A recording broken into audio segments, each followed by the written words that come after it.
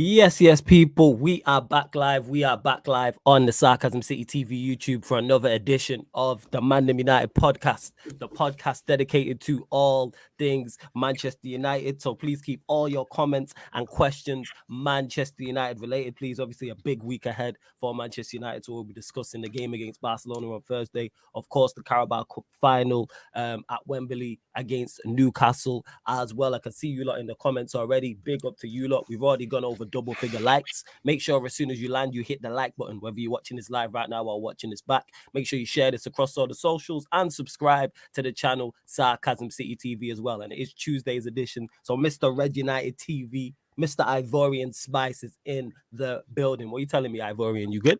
Yes, I'm good, man. And of course, man, indeed, it is a big week. It's a massive week for us Manchester United fans, This could be one of the good weeks we've ever had in the longest time, Facts. You get me? One of the biggest weeks. But now I hope that it meets expectations, or hopes or aspirations, whichever way you want to pull it. But I'm good, man. Flo, I don't even know why you even asked me.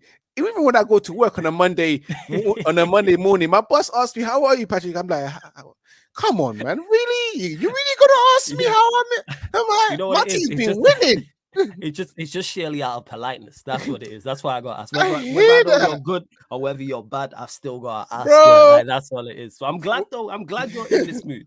I'm glad we are this buoyant on this show because we've been too miserable on this Trust show me. for too long. And the show's about, you know what I'm saying, and that. So yeah, like of course, like I'm just glad that you're good. You know what I'm saying? I'm happy. Look at the smiles on this. And the show's about to get better. Sarcasm City TV, ManDem United, we always bring you the best special guest people. You know that. Like when it comes to the content creator thing, we always bring you special guests. Man that fit the system as well. You know what I'm saying? And that, people who know their football's good, number one, but two can also run jokes and run bants. Because if you can't run jokes and bants, the regular watchers of this channel know you won't survive. And again, from an area where we get a lot of our content creators are from. So whether it's a Peter, whether it's a Taz, or whether it's an Eddie in the chat, stateside. Actually, add a lamb into that, so I can just say North America has his own channel as well, making his debut, I believe, on the YouTube channel and on ManDem United because he's been on a basketball show before. So, welcome to the show. Man like Temmie is in the building. Yes, Temmie, what are you telling me, man? You good?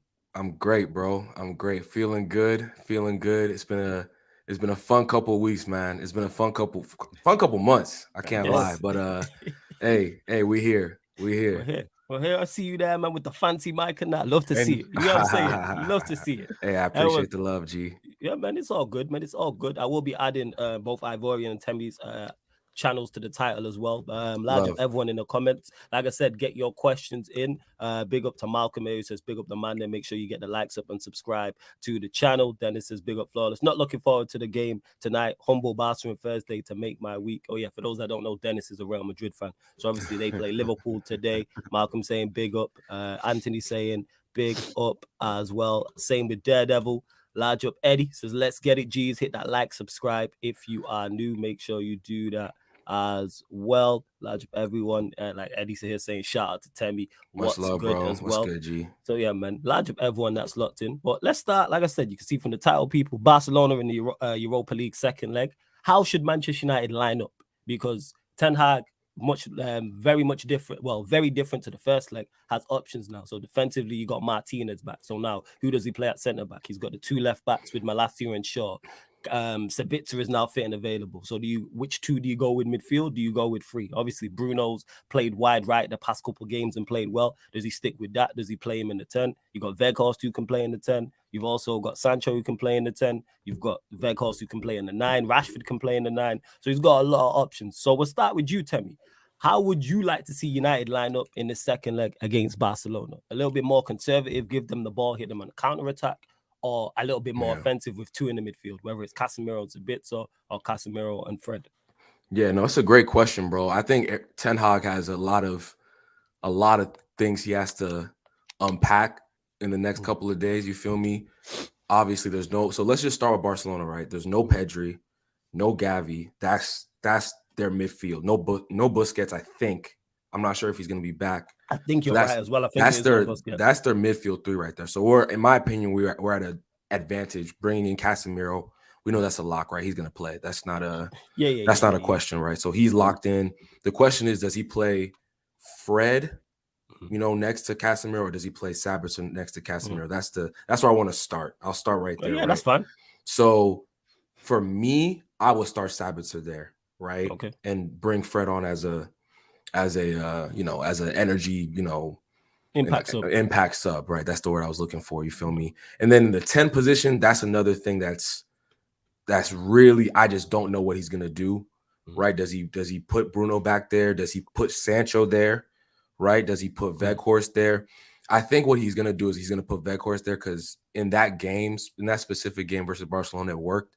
So I think he'll play Barcelona. I think he'll play Weghorst in the 10. He'll play Bruno right. He'll play Rashford up top, and then on the left he'll play Sancho again. You feel me? And then at the back, I think it's that's a lock. It's going to be Shaw left back, Martinez left center back, Varane right center back, and I'll say Dallo. That's the only question mark I have. That's why I asked this question, because he's got in both whether it's defense, midfield, and attack, he's got options and problems. Because I can't believe I'm saying this. Everybody playing well. No, everyone's playing. Yeah, AWB's playing well. You feel me? Dallo played well. So like, there's I think the only question in the back line is right back. Like Luke Shaw's going to play. That's locked in, right? Martinez, Varane are going to play.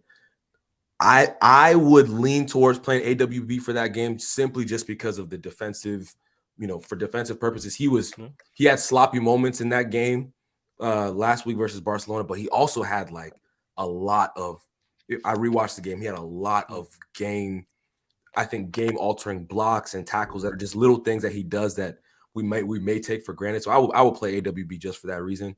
And then up top, again, I think it's Sancho for me at the left, Marcus through the middle, and he's going to play Bruno on the right.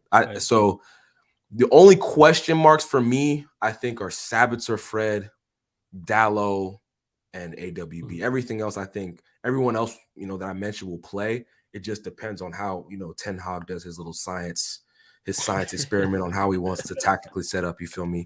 That's pretty much it. That's pretty much it for me. Yeah. No, that's fair. So you said that's how you think Ten Hag will set up. If you as the manager, as a fan, should I say, is that how you want us to set up? What you just stated there with that back four, the two in midfield, that three behind the striker. Is that how you would like us to set up? Here's the thing, right? I still think Barcelona are going to dominate possession. Like that's just what they do. I severely doubt we're going to be the ones dictating the play, all that. I just can't see it in this game. I can't see it. They still have talented. Kessie's a talented midfielder. Sergio Roberto, I mean, he's older, but he's still a good possession-based midfielder. You know what I'm saying? De Jong is De Jong. So like they're still gonna dominate possession. So we need, in my opinion, at striker, you feel me? I think we need Rashford to just be there as an outlet, right? Yeah. The same thing the same thing we've been doing for the past few games. Rashford running in behind. He's just they can't stop him. They just cannot stop him. You feel me? So why change that? On the left, I will play Sancho. I think I would still kind of do what Ten Hag is doing. I like what Bruno's been doing on the right. It's a very underrated job. He's kind of doing a lot of dirty work. You feel me? He's doing a ton of dirty work, right? All the running back chase, winning a lot of tackles, you know, playing balls in behind, right? I think he's been a lot better. Like I've criticized him in the past for being way too wasteful on the ball, but I think over the past, I'll say month and a half, he's been a lot better. He had a bad first half against Leicester, right? Whatever. Everyone had a bad first half, but then, you know, just generally, I think he's been way, way better. And on the right, you give him that freedom to kind of just, you know, he has positioning responsibilities, but he's going into midfield. He's winning balls back. So I play Bruno on the right. Right back, I play AWB, like I said. Yeah. I'm going all over the place. Through the middle. In midfield, it's going to be off your chest, man. This is a long phone conversation. It's all good, man. You know what I'm saying? I know. In midfield, I'll start. In midfield, it's going to be Casemiro for me, Sabitzer. I'd personally play Weghorst just for the work rate. At the back, Shaw left back locked, Martinez, Varane, AWB. Up top, I'd go Sancho, Rashford, Bruno, and then De Gea's just De Gea. He's gonna play, right? So that's where I go with it. But I just know that there's gonna be some wrinkle that I'm not expecting that Ten Hag is gonna bring. Because every game there's something that he does that he makes an adjustment. He does something that we didn't think about. So you got to just hold your hands up to that. You feel me? No, I hear that. Before I ask Ivorian the same question, let's bump up them likes. You lot, we've gone over 20 likes. Let's get up to Innit, 30 bro? likes. Make sure we do that. Get up to 30 likes. Hit the subscribe button as well, because I know some of you lot who are locked in. Yeah. I knew. So hit the subscribe button on the channel. Hit the notification bell as well. But Ivorian, same question to you. How would you like to see us line up in the second leg? Because like we stated, and Temi mentioned a lot of the options he has as well. So what are you saying? What are you telling me? First of all, I think regarding the approach of how Ten Hag will approach the game against Barcelona, I think he's going to go with a similar approach that he did with the first leg, but with a slight twitch, but going with a more positive approach towards the game. I agree with Temi. Barcelona will dominate possession. That's what they are. That's their DNA. That's what they do. It is what they do. It is what it is with them. So, of course, we're going to try and get at them. And I believe they mentioned that we'll get at them, because you saw in that first leg, especially in the second half, where mentioned that we're able to break the press of Barcelona and get into those spaces. I think Ten Hag, I've seen the weakness towards Barcelona and know exactly what to exploit. So I think he's going to go with that similar approach. But this time, mention that we'll create as much chances as they can, because we are at home. It is Old Trafford. And this Barcelona team isn't the same Barcelona team that we played many years. Although I said it last week that I was quite nervous. You heard me. I said I was nervous because it's Barcelona. Well, it's a big game. We'll see where we are. And we done well. We done well. So Ten Hag again, God bless him. But the lineup, I was about to go emotional again, but I can't do that. Go emotional is cool, man. Get No, off your chest, man. I'm gonna pray for him. Pray for him. Every week. Come on, man. Every week I'm praising him. I'm thanking God's for bringing him into my life, You get me? I remember you talking like he found the Lord or something. I like know. that, yo. I know. My man's going to church. My man going to church. We've heard about this manager that will come to us and change everything at Manchester United, and the day came, the Messiah, the coming, But yeah, I think Ten Hag definitely in that second leg will go at Barcelona and try and exploit the spaces.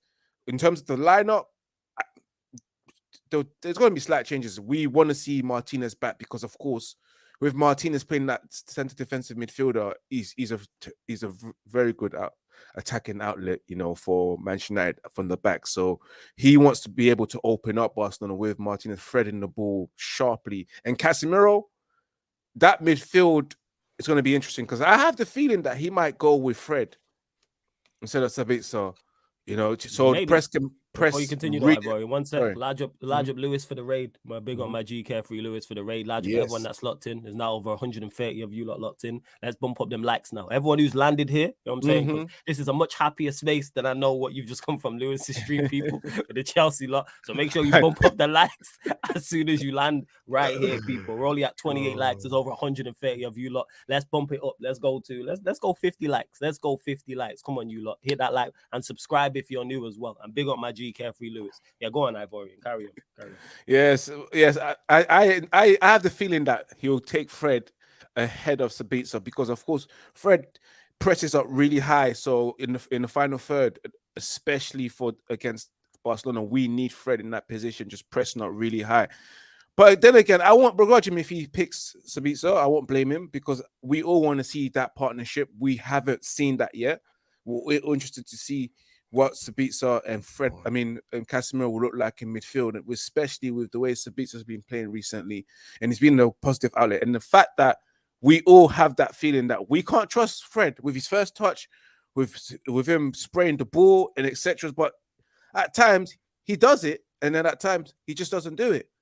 But with Sabitzer, we know we can trust him to create things and make things happen and keep the ball and retain possession. So it depends on how Ten Hag wants to go about it. Does he want to be combative and feisty and keep possession? Then you go with Sabitzer and Casemiro. But if you just want to be combative, feisty, and just full of energy, then you're going with Fred and Casemiro in that midfield. And I'm happy there's no Gavi, and I'm happy there's no Pedri, and thank God there's no Busquets. I know Dembele as well. That's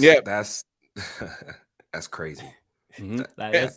That's crazy. That is it's a massive help. Go on, Yeah. Trust me. And one thing I think he will do is repeat the same situation he done with Weghorst and put Marcus Rashford up front. And you know what? If people can't see what Weghorst do, then you've got some issues, bro. You need to go to Specsavers. You need to get those eyes checked, bro. As much as he gives you those Peter Crouch vibes, he gives me the Peter Crouch vibes. He's tall, he's langly, dangly, everything about him. He looks like he's slow and he can't get there. But in terms of doing a job, the task, getting himself stuck in, recovering those ball backs, he's doing it. He's showing that he has a place in this team. Whether he has a place in the team long term, oh hell no, we know we don't want him. He can go back to where he came from. But for right now, I see what he does. Yeah. But yeah, 100%. And let's have Sancho back in that midfield and Rashford. And Bruno as well. Let's just have that as well, because I think they will cause a lot of trouble towards Barcelona, especially against the defense. You know, and I hope Xavi does the same thing. Play Araujo on right back instead of playing him centre back. He won't centre back. I hope you do the same thing. Do you think he played Araujo at right back because he expected Rashford to play left wing? Yeah, that's what I'm thinking. I think so. So now he might play him centre back. Yeah, he'll play him centre back. That was a mistake. Don't worry. Our manager Ten Hag, he plays chess. He doesn't play checkers. But the fact that he might play Araujo centre back, do you think that could make Ten Hag go, you know what? Let me play Rashford left wing. Like I said, our manager plays chess, not checkers. You get me? He made might counter. Yeah, it's gonna be interesting, bro. It's gonna be interesting to see what happens. Like Xavi made a lot of mistakes, like tactical mistakes in that game. And that's one of the reasons that the putting Koundé at center back instead of right back was just weird. Mind you, Araujo played well. It wasn't like he played bad at right back in particular. It was just like they've been one of the best defensive teams in world football. I think they've only conceded like 8 goals or 7 goals it's something like in La Liga, something ridiculous. Something ridiculous. Like, and most of it is not, I don't think it's because their defense is just amazing. I think it's because they just hold the ball for so long and they do have a couple quality defenders. I think Xavi's a really good manager, by the way. So I think he'll adjust too. So he's gonna play his back four. He's gonna play Balde, he's gonna play Christensen, he's gonna play Araujo at center back, and he's gonna play Koundé at right back. I think that's locked in, right?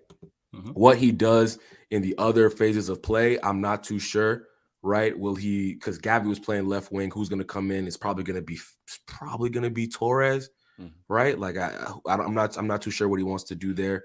Up top, we know it's Lewandowski. On the right, it's going to be Rafinha, and then who's going to like De Jong and Kessie, right? Are going to be his fulcrum and Roberto. It's going to be like a flat 3, I think. Right, and they're just going to try and hold possession. I think Xavi's going to really try to slow this game down as much as possible. Right, I don't think he's going to put a ton of I don't think any of his midfielders are going to get that far forward. Right, I think he's going to rely on Rafinha to do something special. He's going to rely on whoever his other wide player is going to be. Does he play Fati? Right, just to have some pace and something different. Right. So he's gonna be I think it's gonna be a much lower scoring game this time than it was in the Camp Nou, simply because of how Xavi's gonna approach the game. I think he's gonna be a bit more. We're gonna keep the ball. We're not gonna be too gung ho, right? And we're gonna try and slow the pace down, because if he tries to up the tempo, that's in our benefit, right? That's gonna help us. Yeah. You feel me? So it's gonna be interesting to see. And that's why I want us, you mentioned it there right at the end. That's why I want us to blitz them in terms of let's the tempo be high, because Old Trafford's going to be rocking. We know that. This is the biggest European game there's been at OT. And because it's the second leg and it's not a league game where you draw and then you go into the next one. Like, this is high stakes. Not the highest stakes, but this is very high stakes. This is the highest, the most high stakes game Manchester United have played this season, number 1. 2 of Ten Hag's reign, and 3 in a long time. So to knock out Barcelona, who I've said this before when it comes to the Europa League, if Manchester United are your favourites for this competition, Barcelona probably are. It's probably between us 2 and Arsenal. So this is 2 of your 3 favourites probably, no matter who you're talking to. So for Manchester United to go and knock out Barcelona, or vice versa, Barcelona to knock out Manchester United, this opens up the competition for both teams. And that's why I'm saying, let's go and blitz them. Like, how is Ten Hag going to approach it? Does he sit back a little bit more and be a bit more pragmatic, give them the ball, then hit them on the counter attack? Yeah. Or do we be a little bit more aggressive? Which personally, I want the latter. I want us to Mm-hmm. be aggressive, and I want us to kill this game within 20, 30 minutes. And when I say kill the game, I'm saying be 2-0 up inside half an hour. Then the onus is on them. Like, because you mentioned it there, Tammy. Xavi's slowing the game down. Like, Xavi's smart enough to know he's played at Old Trafford before. He knows it. He's an experienced guy in terms of a player. So he's been in hostile environments and knows Old Trafford. When you go to the likes of Old Trafford, they're playing well. The crowd's going to be bouncing. If United get an early goal, it's a wrap for them. They concede in the first 10, 15 It's a wrap. minutes. No, Like, they have to score if they want to win, they have to score the first goal, because there's as soon as if we're the ones who get that first goal, we're just gonna it's like a snake. It's just like you're just waiting. You're waiting for the moment to strike. Like the Leicester game, like the snake in the roof. It's like that snake in the roof on 12. If everyone sees that, we scored that's crazy. Exactly. Oh, bro. Yo, you see that shit? Oh my god. Did you see that? Bro, when I saw that, bro, I was like, I literally looked up at my roof. I was like, bro, I'm checking my roof like, bruh, what is that? It was like, what the hell? It was was like 3 of them. I thought it was a mice. I thought one of them was a mice. I didn't even notice it was a snake. A mouse, like, thinking, what's going on? Is that a rat or something like that? Hell no. Listen, I will move to a new country if shit happens to me, bro. What are you telling me, bro? People that filming it, I'm out. You know what I'm saying? Bro, I grew up in the country. I grew up in the country, bro. So I would have like little snakes in my garden sometimes and stuff like in my backyard. But that falling out of my roof, like how long must those snakes have been there? Yeah, like no chilling why. with you're sleeping. You're just chilling. You're just chilling, and they're in your roof. Oh hell no, bro! And you'd be wondering where all the food has been going in your house. Where all the food been going? That snake's been eating your food all this time, bro. To pack that size in your ceiling. Nah, flawless. You just reminded me of that. That's oh my god, it's crazy. Yeah, it's because you mentioned snake, and that's the first thing that came to my head. Because when I seen that on Twitter, I was like, "Oh hell no, what is going on?" Hell the size of the snake. I was like, "Oh." I'm like, what? I'm out. You know what I'm saying? And that landlord asked, yo, where's my money? That's the snake. You know what I'm saying? That's snakes are friendly. Yeah. Snakes are friendly. IQ fair enough. I'm not an animal person like that. You know what I'm saying? I'm out.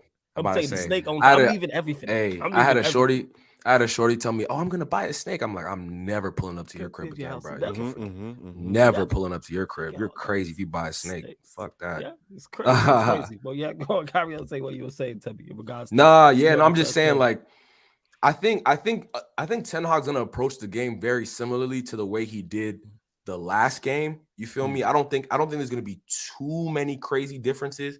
Like we kind of know how we operate now. We press when we have, it's almost like I don't want to call it a high press. It's not. I wouldn't deem it as a high press, but it's it's like a mid press. We have triggers. There's moments where we pick and choose our spots to press, right? So when we don't, if they play through the press, we revert, we get in our shape, we win the ball back, and then we try and play our football, right? So I think it's going to be the same thing, right? We have a decided event. In my opinion, with Casemiro, and if it's Sabitzer in midfield, right, I think we have a huge advantage if we play Casemiro and Sabitzer in midfield, because it's the strength. There's more strength, there's more athleticism, there's more agility. They don't have the, Pedri's he's a ridiculous footballer. I don't know where they found him. Okay. I don't know where they found him, but without Pedri, there's not a goal threat in midfield for them, right? There's not somebody who can, make that second run, that third run, right? After they break down play. So we have an advantage in a place where we realistically shouldn't have an advantage. Right. So I think he's gonna play the same, and I think we're gonna have more possession. I think it was 60-40 possession last game or something like that. I'll double check that in a sec. I think it'll be a little bit more. I think we'll have a little bit more of the ball, not a ton more, right? But we're gonna have more moments than we did, to play football and stuff with the team that they're gonna play out. No, I agree with you, Terms, because last week against Barcelona, that's the best performance I've ever seen in the longest time against Barcelona, because we've seen Manchester United versus Barcelona. It's really been Barcelona versus Barcelona, because we suffered against Barcelona. Oh my goodness. Yeah. That I think so. I heard a stat that's the first time we've scored in the camp now since was it Dwight York scored in 1999? Yeah, because we drew, because when we knocked them out in the semi-final, we drew 0-0 when Ronaldo missed the Yeah, penalty. yeah. That being said, I say that's our stadium. Yeah, That's we won a the Champions long- League there. That's a long, bro. We won the champs there. That's our stadium. We won the Champions League there. Facts, we I'm did. saying, let's not forget that. That's crazy. But again, 1999. Let that sink in, bro. And we've played them a lot since then. Like, but they've How many times have we played? Because the 2 times we played them, obviously that's in the final, so it wasn't there. We So- played them in the game against, well, like I said, when Ronaldo missed the penalty and Scholes scored in the home leg. We've been spanked by them recently. Remember, we got spanked by them under Oli. Remember, we lost 3-0. Yo, we don't say that name around here, bro. We lost. Don't say that name around here. It is what it is, bro. We lost. Let's just talk about it. We lost 3-0. Remember, Coutinho scored that ridiculous. Coutinho scored a ridiculous goal in that game. And then I think the reverse fixture. I can't remember what happened. I genuinely can't remember what happened. It wasn't good. That's why it's one of them you forget. Yeah. I'm like, see that when you mentioned that game there, until you mentioned it, I forgot all about it. Yeah, see, I know we lost. I just don't know how much. It was right after PSG. Remember, after that whole emotion, we were all PSG. Mind you, PSG were pamming us. They were spanking us, and we just somehow won that game. But then, that happened. I can't remember. Then before that, I think 2 finals. 2 finals, exactly. Yeah, lost. Yeah, so it's not been a good moment, man. It's like Barcelona have. I mean, but mind you, that the 2 finals we lost. Come on, that team is just like that's not a fair team. It doesn't even make that team is like it's not even real. Like Xavi, Iniesta, Busquets. That team is just and losing to that team. There's no shame in that. No, honestly, there's no shame in losing to that team. But yeah, no, it's been tough. It's been tough. I think we should be favorites in this game. I genuinely, even with all our injuries, no Martial, no Anthony. Who else are we going to be missing? I think it's just those is it just injuries. Yeah, just those two. Okay. Everyone's back now. No Maguire. Nah, guy, we don't talk about him.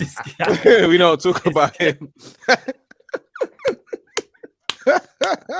I read in pants, no Maguire. No Maguire. We're gonna miss him. We're gonna miss him. Yeah, I'm sure we will. I'm sure you would love to see him in the team, Tammy. Hell no. Exactly that. But yeah, because I was looking at numbers here and you was right. In the end, it was 61% possession. They had 39% possession. How would you like to see us approach this? A little bit more on the ball, but even still give them, say it was 55-45? Or would you like to see us dominate possession a little bit more and go a little bit more offensive? Honestly speaking, I would like to see us try to dominate possession a bit more and take the game to Barcelona, because like I said last week, I was very impressed with Manchester United in the second half of how they took the game to Barcelona. Barcelona was scared. Camp Nou was nervous. They were silent. They've never seen this before against Manchester United, and I want to put Barcelona in that same situation at Old Trafford and make them nervous and make them crumble as well slowly. Although they will keep the possession and dominate, I think I'm hoping, and I'm hoping that it's probably same as last time, but a bit more with Manchester United being more, clinical in everything that they do. The passing is right, even if it's 40% possession. All the decision making is right, and I said it last week with Bruno Fernandes and Marcus Rashford. Bruno Fernandes, every pass needs to be the right pass. No Hollywood pass. And you said it, bro. You said it. Clinical is the word, because the only reason we didn't win that game was we weren't clinical. Exactly. We had our opportunities. Yes, exactly. We had more than, and that's why I'm saying I think we're gonna do the same thing, because we had more than enough opportunities. Weghorst missed the sitter. Rashford had a couple. Rashford, but and then Ter Stegen made a couple good saves too. Let's not forget that. Like there was one. I think it was in the first half. Rashford one way he's kind of stuck on he's kind of stuck under his feet. Under his feet, but it's still a good shot. It's still a good shot. It just you feel me? Ter Stegen just made a great save. So I think we still need to respect Barcelona. Like at the end of the day, like I think Rafinha was on. I don't know what, because he hasn't been playing that well this season. I watch a lot of Barcelona. He hasn't been playing. I don't know what they fed him before the game, because he was on some. I was honestly terrified every time he had the ball last week. I don't know what's gonna. The thing with me is who plays on that other side. Because if Fati plays on the other side, I think we need to be careful. Not because he's a talented young kid, but he just has that extra yard of pace, right? That Gavi isn't. Like Gavi's coming inside, right? He's not stretching the pitch. right? It's more compact when Gavi's playing on the left. If they have a true winger playing left wing, you feel me? It's gonna be. I think we have to be careful because they're gonna miss Gavi and Pedri, but it's just gonna be a different threat out wide. You feel me? Like if it's Ferran Torres, I don't care about Ferran Torres, bro. But if it's Fati, you feel me? That worries me just a little bit. You know what I'm saying? Yeah, just because like you said, because of the pace, so it's something different. Pace. And then Balde will be playing from minute he 1. impressed me. He did impress me. He's a problem. He's their starter. He's their starter. Is he their star left? Yeah, is he their star fullback? Okay. Yeah, Alba was coming in as rotation, my senior guy, come play type of thing. Because Balde is the starting left back for Barcelona now. Like he plays pretty much week in, week out in the league. You know what I'm saying? So it's him, and then they'll have they'll play Koundé at right back. He'll kind of just sit in. You know what I'm saying? Like he'll kind of like not go, push forward, right? So it kind of makes a back three. You feel me? And then they'll have Balde just doing what Alba did for years and years and years, just linking, coming and just being a threat. The same way that Alba used to be. You watched Alba last week, right? He's not the same player. Yeah. Right? He's nowhere. He's not the same player. Yeah, Balde is better than him right now. Like Balde comfortably. When he actually got on the pitch, I was impressed. Direct. Yeah. You know what I'm saying? When you're direct, like that can help so much being direct. It just causes problems for the opposition because you're backtracking. It causes you to defend. Over 100 of you lot locked in. We have hit 50 likes. Big up to you lot. Let's bump that up to 70 though. There's over 100 of you lot locked in. Let's bump that up to 70 likes. We're looking for 20 more. My like check 1212. Let's bump that up. I'm only looking for 2 more subscribers as well. Over 100 of you lot locked in. I know there's at least 2 of you lot who haven't hit the subscribe button. Only looking to get to 5,355 subs. 2 subscribers. Hit the subscribe button. So we'll go back to you on it though, Temi. Prediction for the game. Or are you saying scoreline prediction? It's gonna be tough. I don't think this is gonna be. I don't think we're gonna swamp them. This is gonna be tight the same way it was, and I think we have to win the moments. So I think they will score a goal. So I think we're gonna win 2-1. I think it'll be 2-1 Man United. We'll have our moment. My goal scorer Marcus is gonna score. Come on, like it's just written in the stars. It's written in the stars for Marcus Rashford to score the go-ahead goal to take us to the next round. I can see it now. And then my second goal scorer, I am going to go with Jadon Sancho. I'm going to go with Jadon Sancho. I think that link up with Bruno for his goal last week was quality.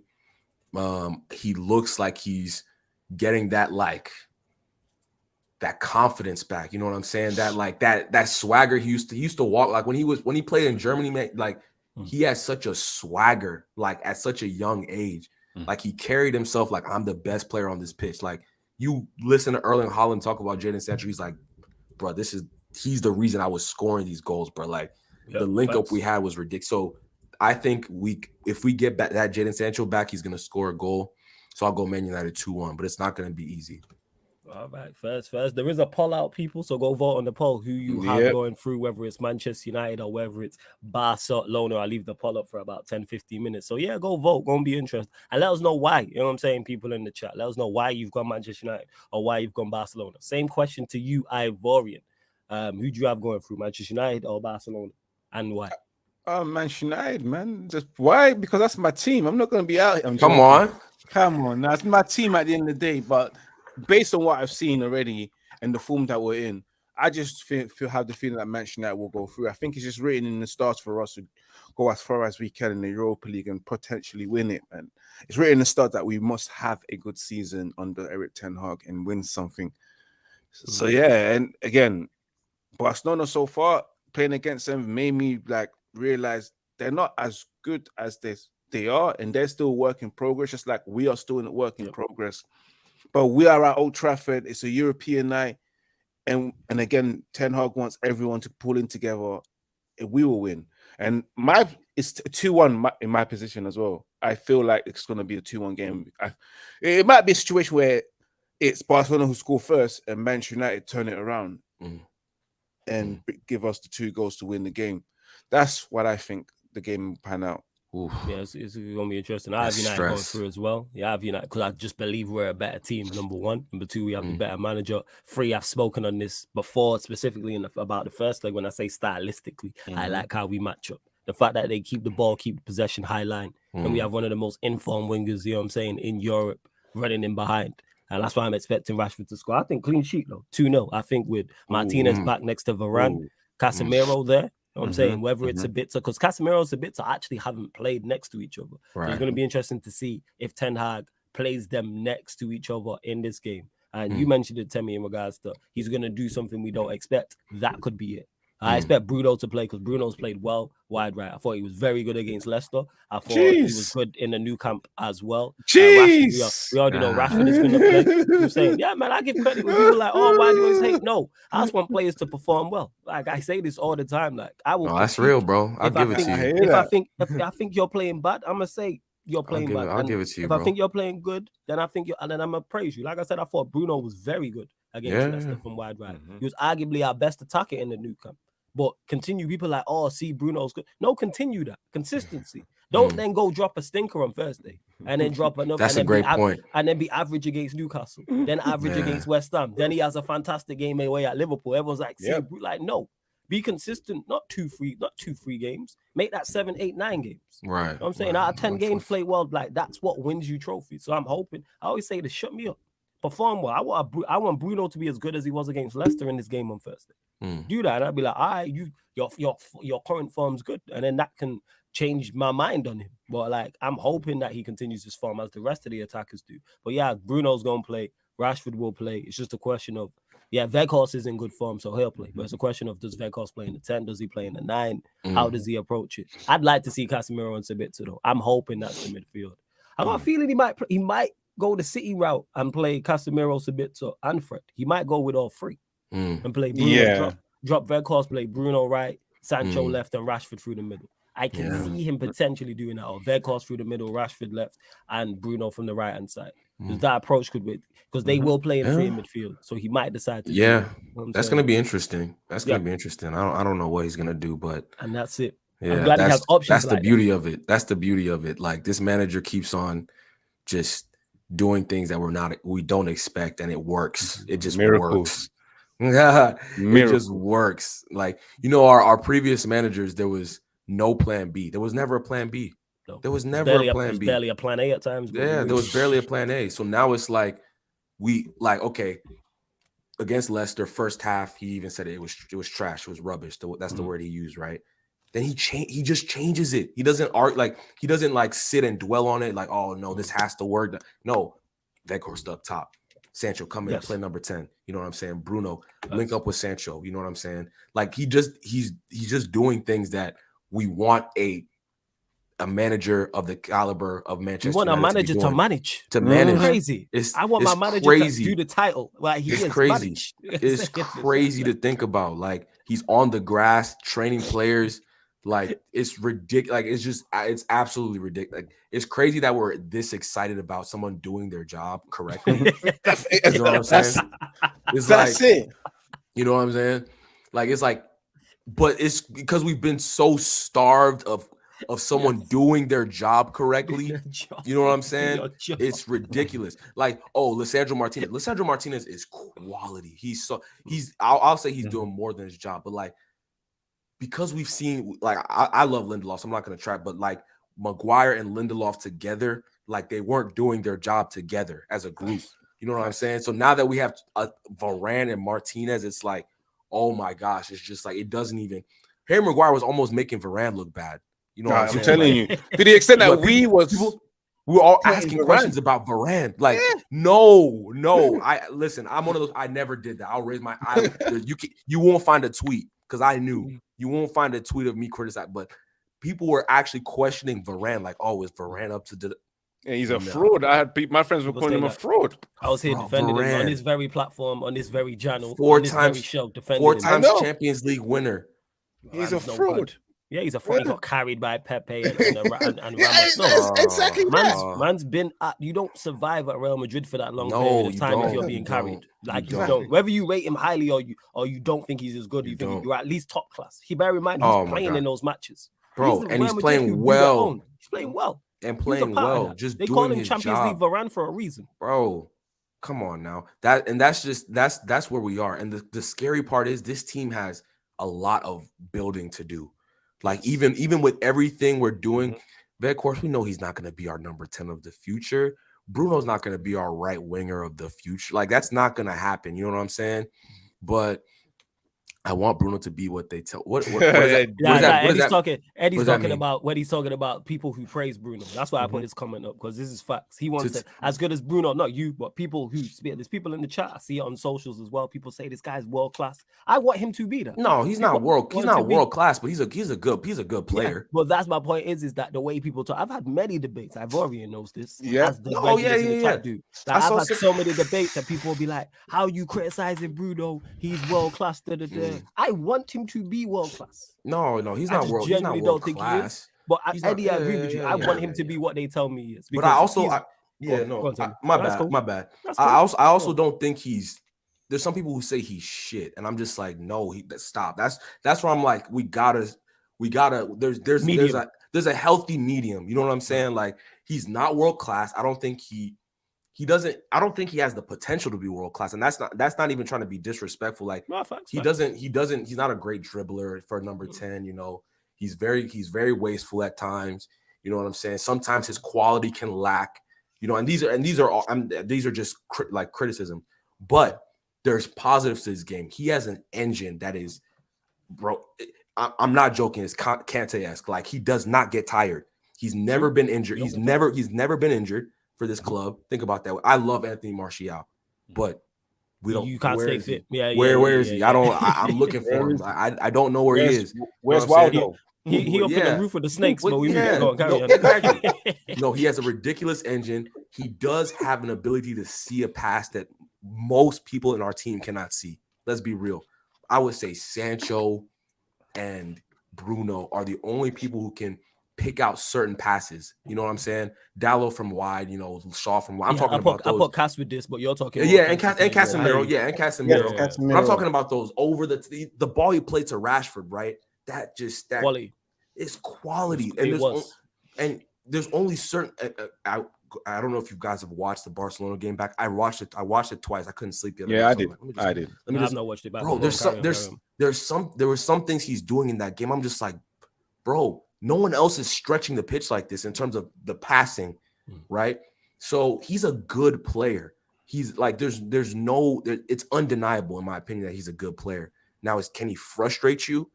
Of course he can frustrate you, but let's not do this whole he's world class. No, he's not. Come on, stop. But he's also not shit. Where I hear a lot of people saying he's shit, and I'm like, bro, relax. You know, just take a deep breath. Like, but he's not starting for man. Go ahead. Tell me, you know what? With Bruno Fernandes, he has the ability to become world class. You think so? It's the things that I said that needs to be corrected. The erratic behavior, the erratic passes, giving the ball away unnecessarily. And now, God bless Ten Hag again for coming in here.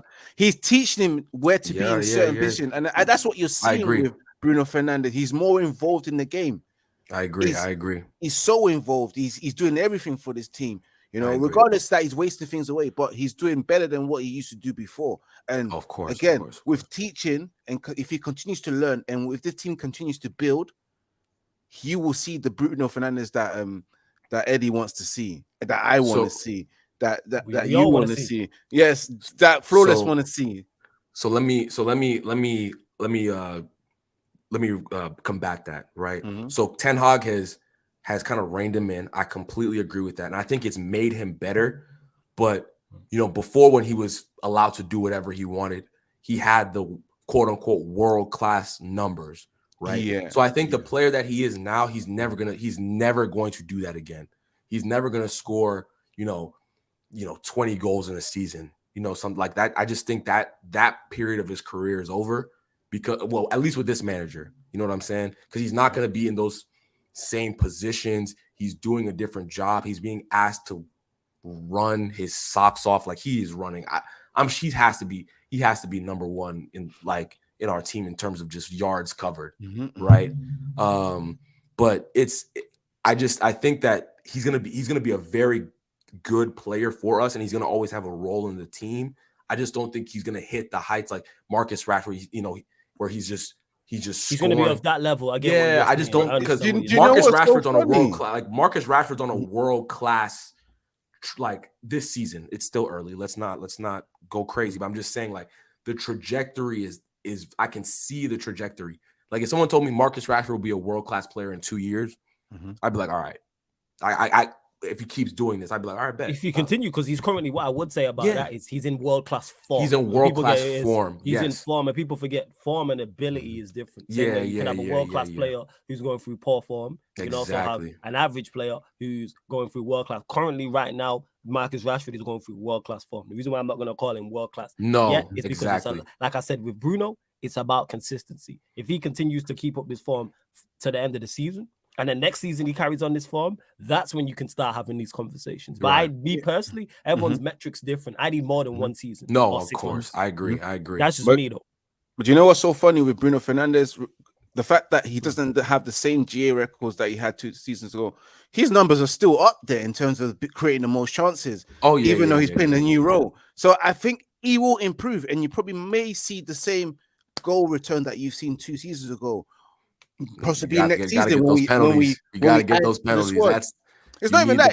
It's when we add to the squad and we get the players to play in the right position, and Bruno gets to play in the position where Ten Hag feels like he can be at his very absolute best, which means getting the assists, getting the goals, getting involved. All of that will come together. Yeah, I believe in my manager. That's the reason why. No, exactly. I listen. I'm with you. I think Ten Hag really likes Bruno. I think a lot of people are saying, oh, he doesn't. He's moving Bruno around because he's trying to phase him out. No, he's a good player. I don't think that's the case. I think he understands Bruno's strengths and he's playing to them. You know what I'm saying? Yeah, he's being a manager. Exactly. He's getting the best tools he has, which is crazy. Our manager's managing. He's realizing oh this my player's strengths. I think Bruno. Let me play to his strengths, and he is. And I don't mind. Like I said, Bruno wide right. I can't believe I'm saying this. I'm like, we playing Barcelona. I'm like, yeah, play him. Yeah. Play him. Bruno's been the best. So I think the biggest challenge for Bruno when he first came into the club is he had been the best player in Portugal, allowed to do whatever he wanted. He could do whatever. He had no reins, no light. He could run around. He could just press wild, no control. He came to United under Ali. Ali said, have fun, go. Do what he was doing. That's what he said. He said, do what he was doing. Just do what he was doing. And he was just reckless. He was pressing terribly. He had no control. He was playing. Remember the Europa League game versus, was it Sevilla? And was it the semifinal? Do you remember how bad he was in that game? Or there was a Europa League game versus AC Milan, second leg. I don't know if you remember this one where Pogba went crazy in the second leg. He just where Pogba scored. Pogba scored the winner, didn't he? He scored the winner second half. Pogba, but the first half of that game, Bruno was. I have never seen. I honestly, he was so bad. It was like it was ridiculous how bad he was. Right, but now he's controlled. Like I just don't think he'll ever be a Frank Lampard type of contribution, like goal contributions anymore, if that makes sense. I think he'll have the assist, like he'll always have the assist. Like, I just don't think the goals will be there, right? Because Rashford will start taking penalties, right? He's not going to have that ability to just get those numbers, but he'll be a better player and he'll be a better system player. Like sometimes you just need system players. Not everyone has to be the star. Yeah, and that's what I'm with, like, because he can do a job on a fullback. One of his best games this season to me was the home game against City, where he played wide right. I can't remember who was playing left back for City, but we utilized his defensive work off the ball. I say it all the time. His off the ball attributes are better than his on the ball attributes. 100%. So if you don't have the ball, play him, and you're gonna see. That's why when I seen him wide right again away to Barcelona, I was like, that makes sense. Yeah. And if they're gonna play Balde there, play Bruno, you know what I'm saying, over that side. That definitely makes sense. Big up to Book Clock before we continue there. So sorry, didn't catch your name, but the American lad is very level-headed and reasonable. Great guest. This is Temi. I love bro. It's Temi. It's Temi. This is Temi. Much love, y'all. The link for his channel is in the title, the Wavy Baller Hub. Same with Ivorians as well. So what you can all do now, because there's over 90 of you lot locked in, click both links right now, Ivorians' channel and Temi's channel, and it will open up new tabs, and then you can go subscribe to them both their channels, and then you can find all of their socials through there as well. Let's bump up these likes because there's over 90 of you lot locked in. We're at 62. Let's go 70 likes, people. Let's go up to 70 likes. We hit the subscriber mark as well, so we're looking for 5 more now. because we've had some new people join, because I've seen the numbers jump up.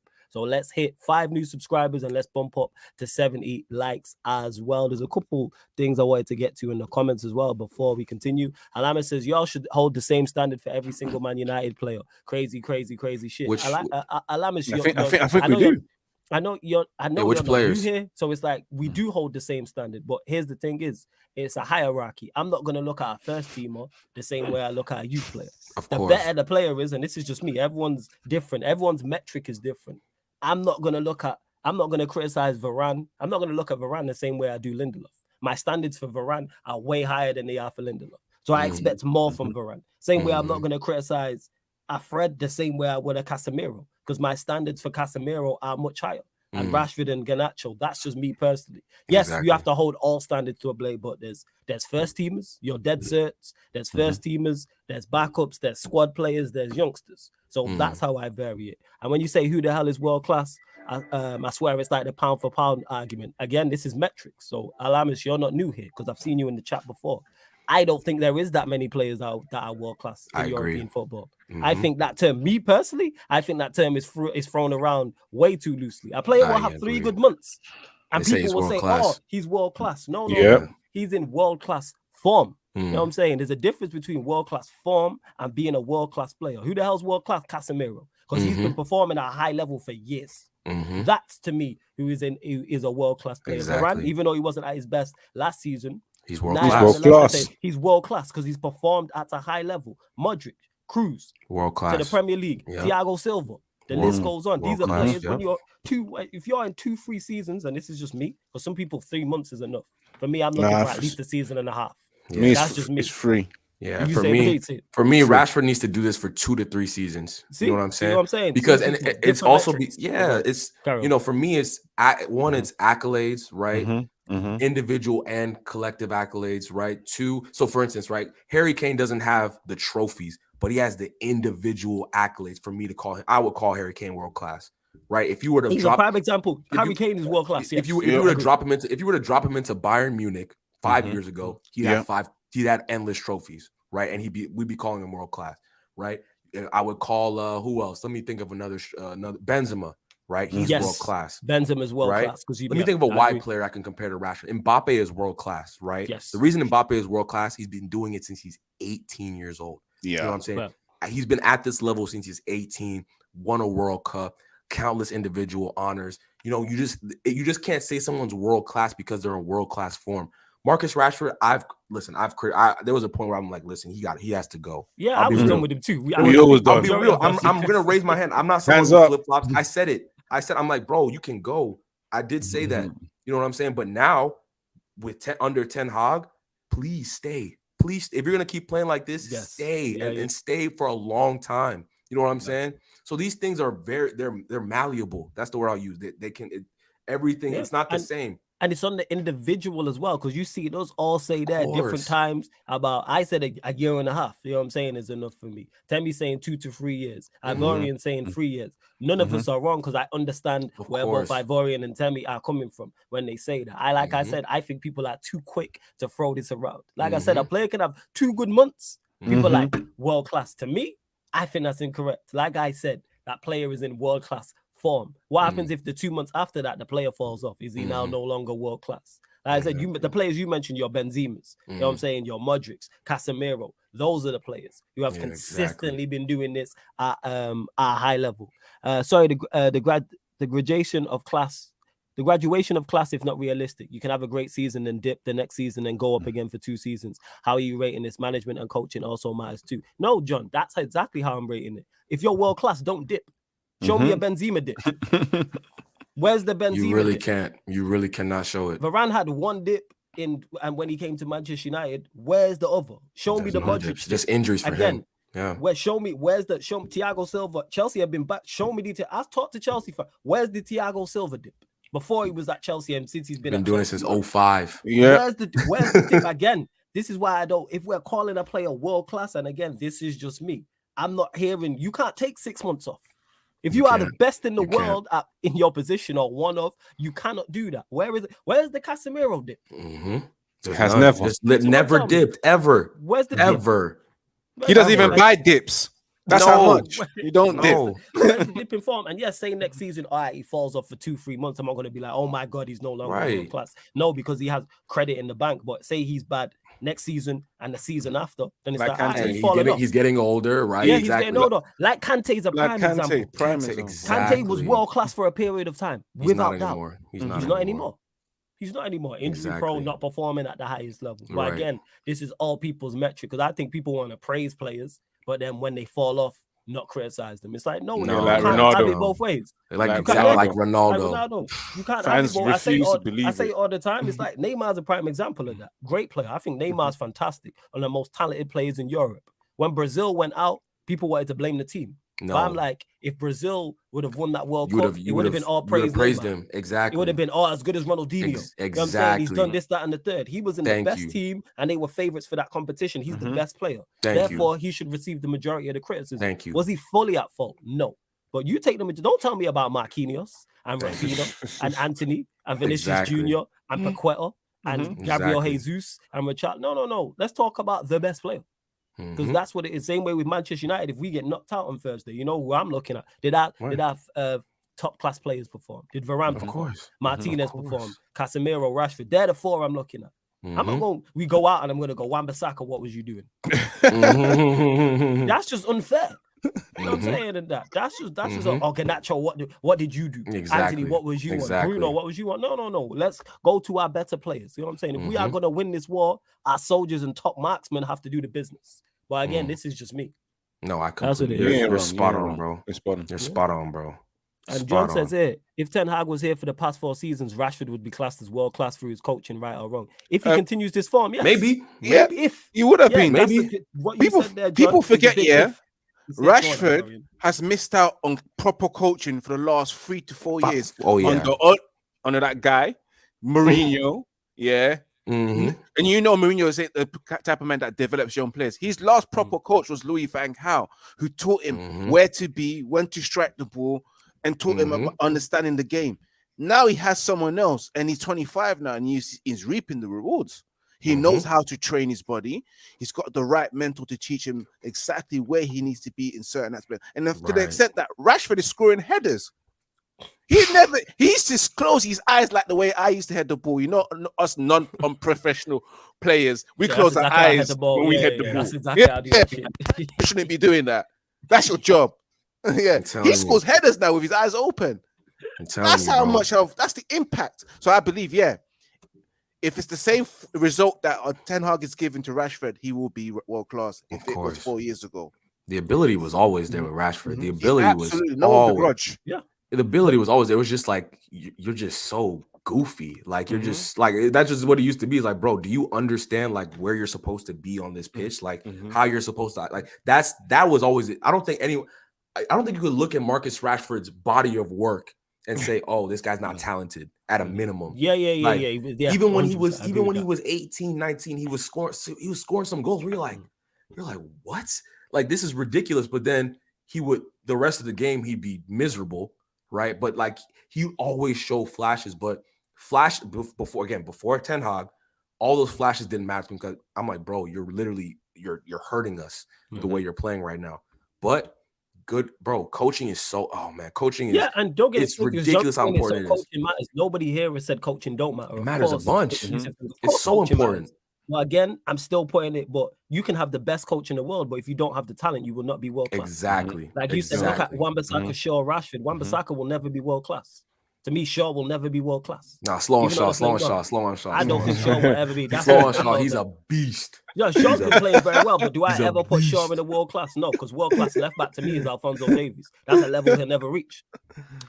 Prime Jordi Alba. Again, if we're talking here, let's set the standards and set the. It's just like how many left backs are okay. I didn't want to go, but how many left backs are playing better than Luke Shaw right now? Like no. Again, but that comes back to form. His current form. You know what's crazy? I prefer him as a left-sided centre. I prefer him as a left-sided centre. I don't think he's gonna dip. For me, I've always thought Shaw was one of our better players. Like I think he's like, I think he's one of our better players. But I always thought like injuries held him back, right? And then just sometimes he would just not give a shit, like which was problematic for me. You know what I'm saying? But his natural ability, and again his injury before that injury, like he should have been Alba. He had pace. He had real before the electric injury, pace. Now he's still quick. He's still a quick player. He's just not the same. He doesn't have that like front line speed that he used to. But his technical ability, which we see, brilliant. His technical ability, bro, is there's not a lot of I can't think of too many left backs with that technical ability. Like Alphonso Davies is rapid. I don't think he has the touch.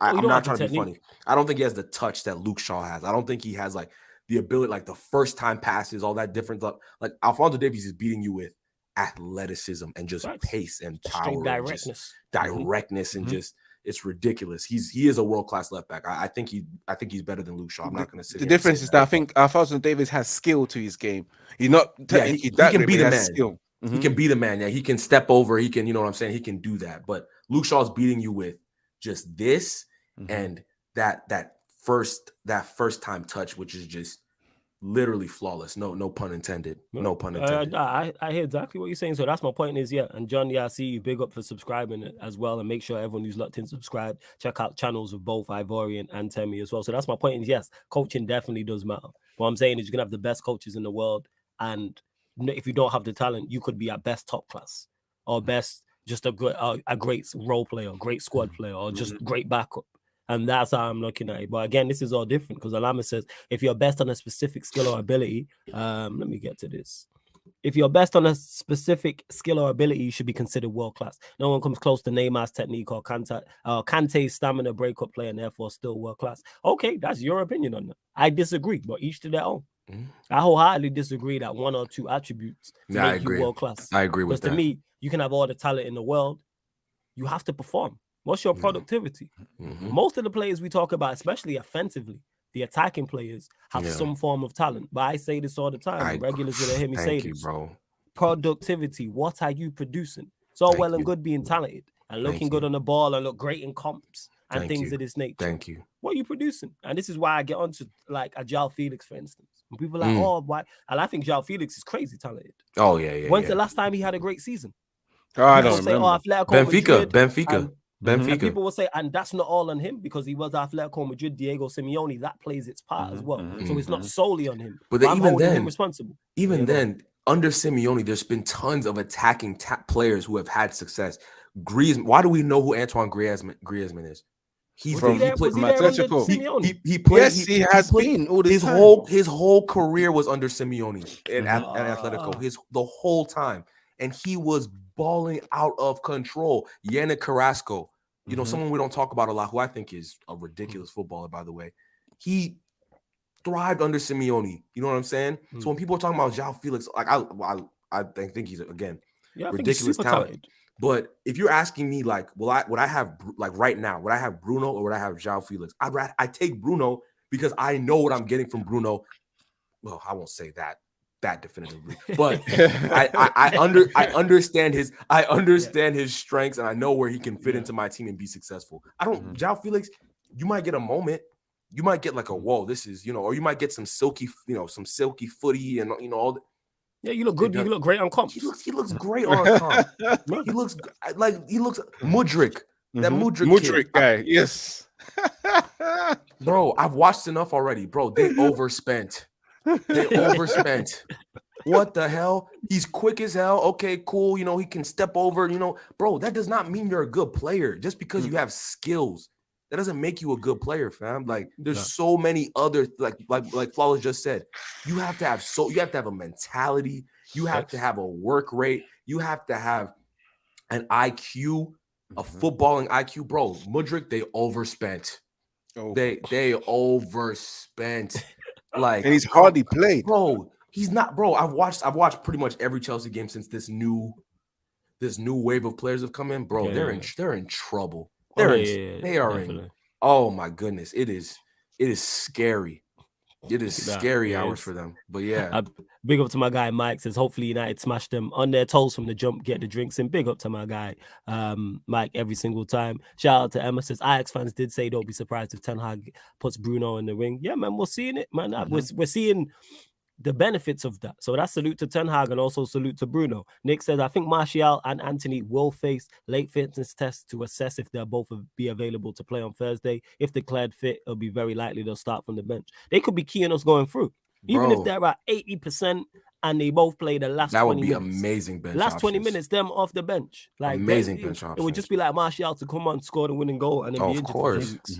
Of course. That would be typical. That's how he is. I love Martial, bro, but I'm kind of over it. You know what I'm saying? Yes. I'm kind of over it. That's legit. Big up to Ryan says, "Are we, my gents? Hello, it means hello or slang in South Africa." Hey, big up to you, man. He says, "Please remind me how long Anthony is out for, because I need Rashford, Anthony, Sancho, and Bruno playing in their natural positions ASAP." Well, late fitness test. That's what someone said in the chat. How true that is, I'm not sure, but yes, I want him back available so he's at least a bench option, because not only do we play Barcelona on Thursday, we also play in the Carabao Cup Final on Sunday. We'll go to you we'll go to you on that, Ivorian. Carabao Cup. It's looking like we're getting the majority of our players back. If Anthony and Anthony Martial are both facing late fitness tests for Thursday, they should be available for Sunday, at least the bench. So it's looking like pretty much a full squad to choose from. Obviously, Newcastle have got Bruno G back. He's back in their team, but Nick Pope is out because he got sent off against Newcastle. Dubravka ironically played for us in this competition, so he's suspended. So it's Karius and goal. Thoughts? How confident are you going into that Carabao Cup final? And do you think this game on Thursday against Barcelona has an impact on that as well?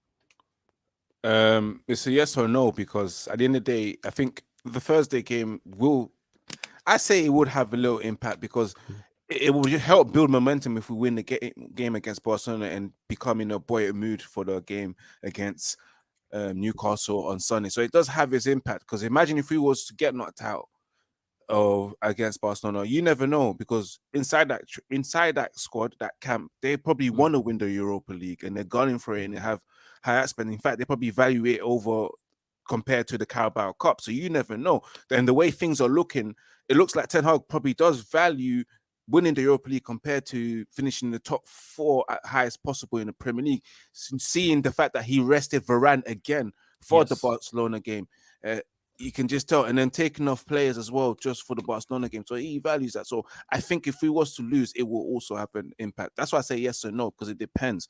But at the same time, it's a wonderful opportunity for Manchester United to win a trophy. So even despite getting knocked out, Ten Hag can pick up and gather the momentum and say, you know what, we're out the Europa League, but look at Sunday.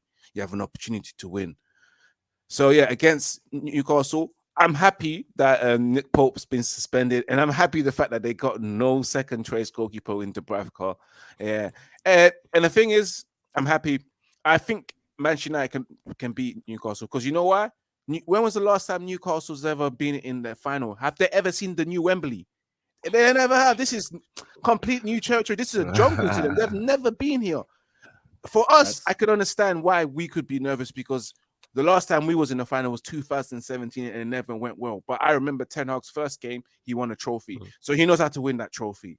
So I'm not nervous about that, man. I think it's going to be an interesting game. It's going to be a hard one. It may go into extra time, because both teams want to win it and they're nervous. But I think Manchester United will win it because of the quality, because of the history of the club, because of the manager as well, and the occasion.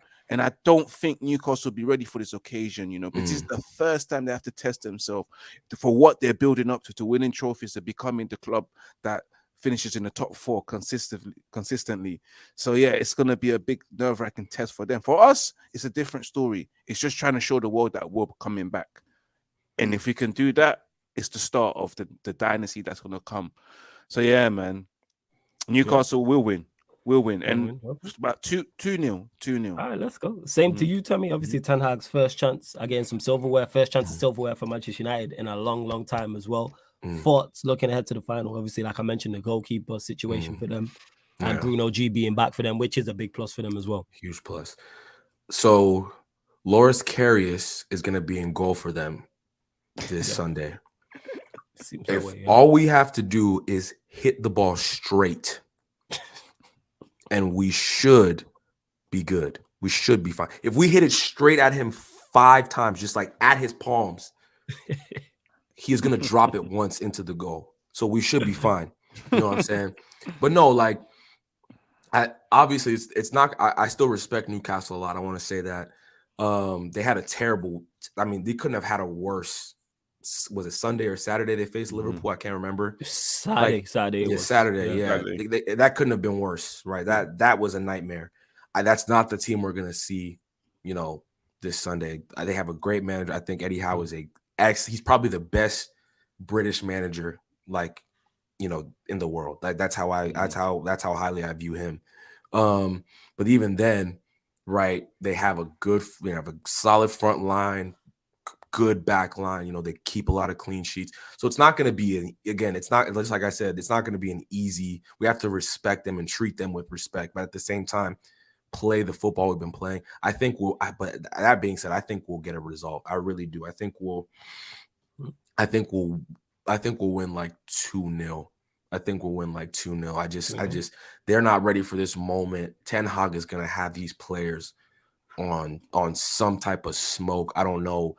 I'm going to be hyped up. They're going to be hyped up. I can only imagine the atmosphere because, listen, we've been in finals recently. Like we were in that Europa League final. Was it 2019?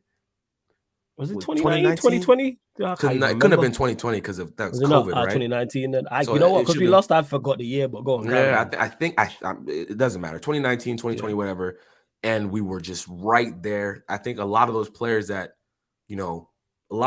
who were starting are going to be playing. Rashford started, Bruno started, Shaw started. Who else am I missing? There's a lot of players from our. Fred was in that team. Right, so like there's both Maguire and Lindelof were there as well. You know what I'm saying? So there's AWB was in it. So there's a lot of players who remember that, and I think they're hungry. Right, they have the mentality. I think the number one thing Ten Hag we can say he's just the mentality of this team is so different. Imagine going down 1-0 in the new camp and then coming back and going up 2-1. When could we? There's just no. If that was a year ago, we would have lost 3-0.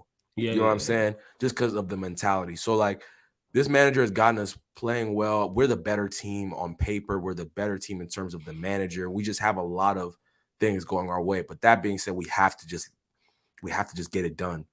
We have to get it done. It's not going to be easy by any means, but we can. I'm confident. I'm confident. I said the other day, I think we can beat any team in Europe. One of my city buddies wanted to talk a little smack. I'm like, bro. I agree with you. I think I'm not saying we will, but we just beat y'all. We just beat y'all, bro. What are you talking about? We beat City and Arsenal. Yeah, we beat City and Arsenal. We beat Liverpool. We beat Arsenal. We've drawn against Bayern at the Nou Camp. We should have won. So there. I'm confident. I'm very confident. You know what I'm saying? That we can get that win on Sunday against Newcastle. I will try and go to the bar. Be lit. You know what I'm saying? Be lit. Try and do some street interviews. You know what I'm saying? We'll see what happens. But no, it's gonna be a good time. It's gonna be a good time for sure. Large up everyone that's still locked in. Before we close out again, like I said, we're at 71 likes. Let's get up to 80 likes. Let's do so. Don't forget Ivorian and Temi's channels are both in the title, people. So you can click the links in the title, take you straight to the page. Subscribe as well, man. Don't forget to subscribe. Don't forget as well. On top of that, we will be bringing you Liverpool Real Madrid on the Twitch. There will be a watch along for that.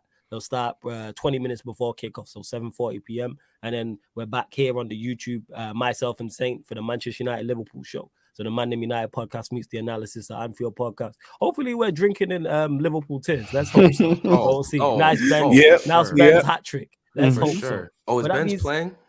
I'm hoping so. I know he's playing. I'm hoping he is. He hasn't been playing, bro. And without Benzema, they're mid. They are. Yeah, they ain't. Just literally just Vinicius Junior, and that's it. I'm hoping so.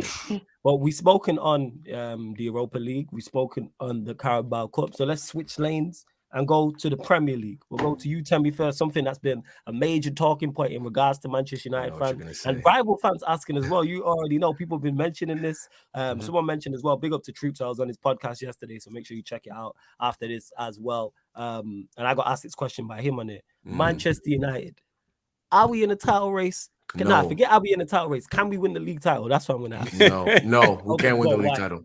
No. And this is why I'm not gonna fall for this trap. I will not. I will not fall for it from any fan, the media. Don't do it, because that's what they want us. They want to suck us in, right? Get us all hyped up. Get a bunch of United fans talking the trash, and then when we slip up, oh, you see United, they thought they were. No, I think that we are right where we're supposed to be, comfortably in top 4. That's where we are right now. Yep. We are comfortably in the top 4. Do I think we can continue to win games? Absolutely. Do I think we will drop points along the way? I do, right? And I'm just going to be real. City have a better squad than us. Do they have a better first 11? That's debatable now. Seriously, I think that's debatable now. We can have that. We can have that argument. Do City have a better first 11? Do they have a better squad than us? Absolutely. Let's keep it a bean. Let's keep it 100. You feel me? They have a better squad than us. But that being said, all it takes is one. And we've been. I don't want to say we've been blessed with our injuries, but we haven't had like the worst run of injuries. Like obviously Anthony's been hurt. Right, that's Martial. Martial's. See, that's just that's normal. That's normal. That's when he's healthy. When he's healthy, that's abnormal. So like, I don't even like to count that. You know what I'm saying? But we've been generally blessed with health this year. Like we haven't had too many hiccups.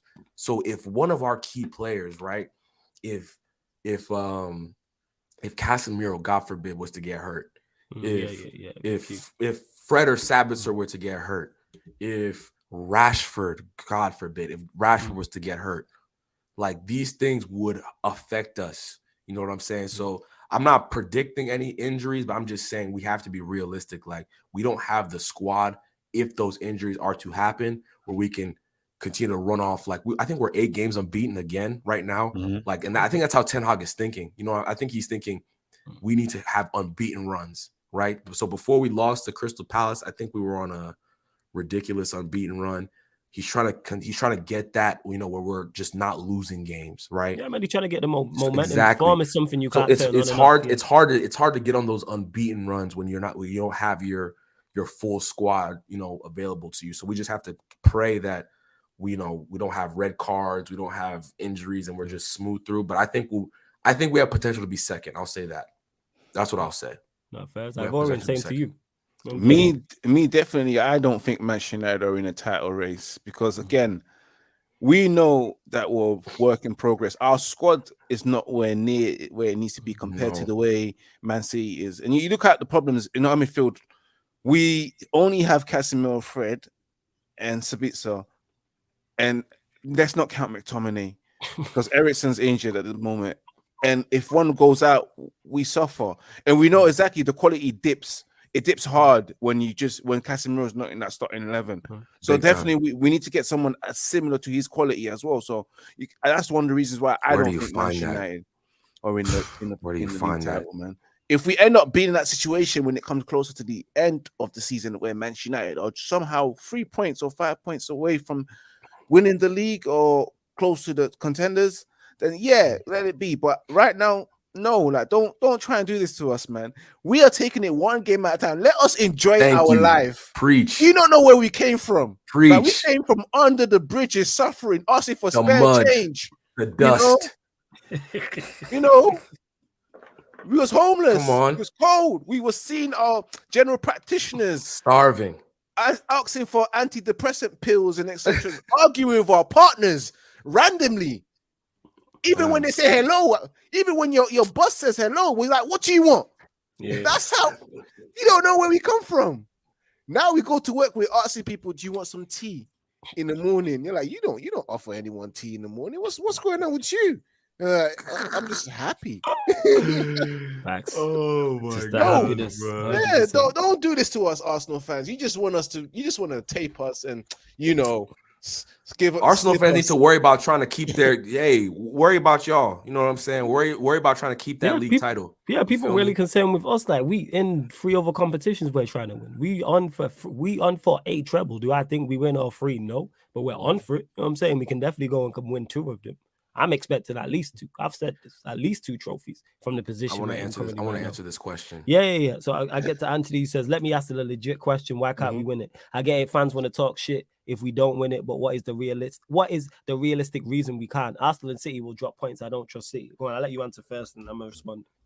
The realistic reason why we can't win it is because it's really difficult for 2 really good teams to drop as many points as I think like you're expecting them to. You have to take into account we're going to drop points right? Mm. And that they're gonna have good runs. Like, I'm not saying that it's gonna be like they're gonna run away from us and they're gonna be like 8 points clear, but like those are two really good. Like I hate Man City. I can't stand Arsenal, but they're good. They're good footballing teams. Like that, we just have to be real. Like like if we were in second right now, I'd be like, all right, you know what I'm saying? And if we have a history of like, okay, let's say City was in this position, right? Let's say City were in the same position we're in right now.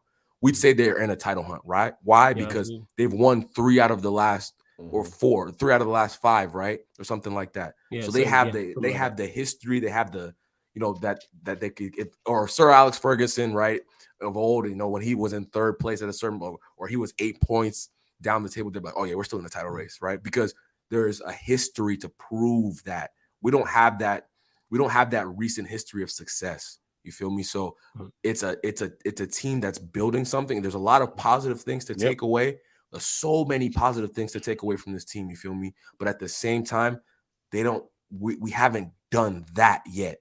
Let's win a trophy first, and then we'll talk. Let's beat Barcelona, then we'll there's so many little hurdles that we haven't even jumped over yet.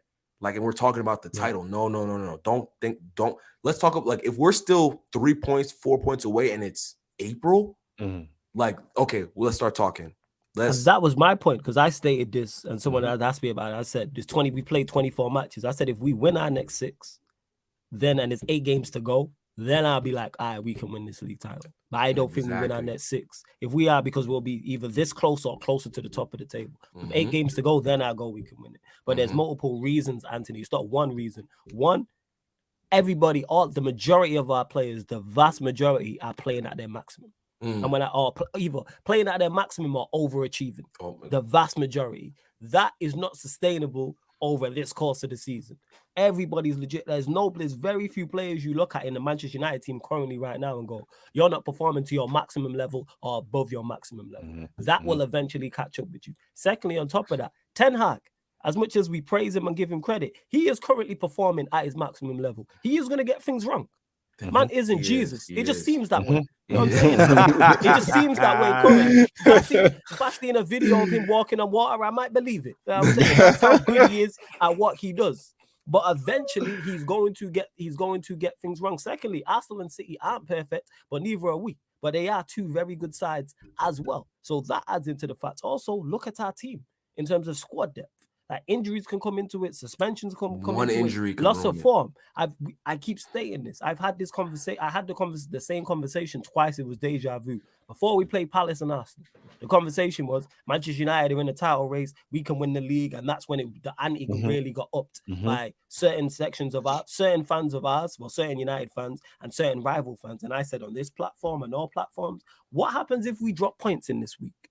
People were acting like it's a foregone conclusion. We go to Palace and win. We go away to Arsenal and win, which we are capable of. But what happens if we draw? I don't like this game-by-game basis thing, where it's like, all right, you win, you're in the title race. All of a sudden, we're not. Everyone knows what happened. We dropped points to Arsenal. We dropped points to Palace. We lost to Arsenal. All of a sudden, we're not in the title race. Then we go on another good run. The week, and then deja vu all over again. I think it's the week later or 2 weeks later. I felt like I was having the same conversation. And we played Leeds before. You go Leeds twice, and people were like, "Well, if you beat Leeds twice, you're in the title race." Yeah. Why is it a foregone conclusion that we just run over Leeds twice? Or Leeds are in bad form, And I said this: did I expect to beat Leeds twice? Yes. But this Manchester United team is not of the level people are talking about. People are acting like this is a prime Fergie team, or this is a prime Chelsea team under a Mourinho or Ancelotti, or a prime Arsenal team under Wenger. We're not at our prime Pep team at City. We're not at that level quite yet. That adds into it too. And what happened against Leeds? We dropped points. All of a sudden, we're not in the title. People acting like it's out of the realms of, like, I'm confident going into these 2 games this week. It's not out of the realms of possibility that Barcelona beat us. That is not impossible. Even though we're favorites, and I'm confident, we're not invincible. I don't have that feel about us right now. Same way with Newcastle. So that's also why I don't think we can win the league. But I hope I'm wrong. Yeah, go on, Tammy. I was going to say, is it plausible? Yes. Is it probable in any way, shape, or form? No. And that's how you have to think about these things. Like, obviously, can we win the league? Yes. It's when you word things like that, like, the answer is yes. Theoretically, there is a mathematical possibility for us to win the league title. Yes, that is correct. But is it plausible? Is it probable? Yeah. No, it's just not. It's like there's so many factors going against us right now that would just, for me, it just says no, we're not going to win it. But that doesn't mean we're being negative. It just means I'm thinking big picture. I'm thinking further ahead. I'm thinking the chances of us being injury free for the next 4 or 5 months are slim, right? Like City were winning leagues when KDB would get hurt, right? Think about that. Like that's how good their squad was. Their best players getting hurt. No strikers. No strikers. No actual striker. That's how good their squad was, right? We don't have that luxury. Hopefully the Qataris, we start waving Qatar. Like that's when we can start talking, oh, we lose our best player. We still think we can win the league. Like that just realistically, if all it takes is one injury to one key player, right? And then that's why it's the hope that, thank you. That's shout out to Emma. Shout out to Emma. That's the, don't just take it a game at a time. I think it's better for your mental health. Seriously. Facts. It's better for your mental health. I gotta pull people down, and when people get excited, then yes, I sound like the miserable old man on here, but this is the facts of the matter. Like I said, deja vu. I mentioned Palace and Arsenal, and then there was after that week, there was no conversation in the chat about title race. After the games against Leeds, there was no talk about it. Like you just can't wait, people. Again, me personally, if we win our next 6 games, then I'm like, all right, we can go do this. Do I believe we win our next 6 games? No, because they're very tough. And adding our next 6 games, there will be FA Cup ties in there. I believe the Europa League will be back if we get past Barcelona as well. It's very tough. There's a lot of things. Like, is it plausible? Yes, because we have very good players and a very good manager. But Temi hit the nail on the head. Is it probable? Probably not. Again, I want to be wrong on this. And I hope in 6 weeks' time or 7 weeks' time, by the time we played our next 6 Premier League matches, we are like, all right, shit, we've won 6 games in a row. Mad.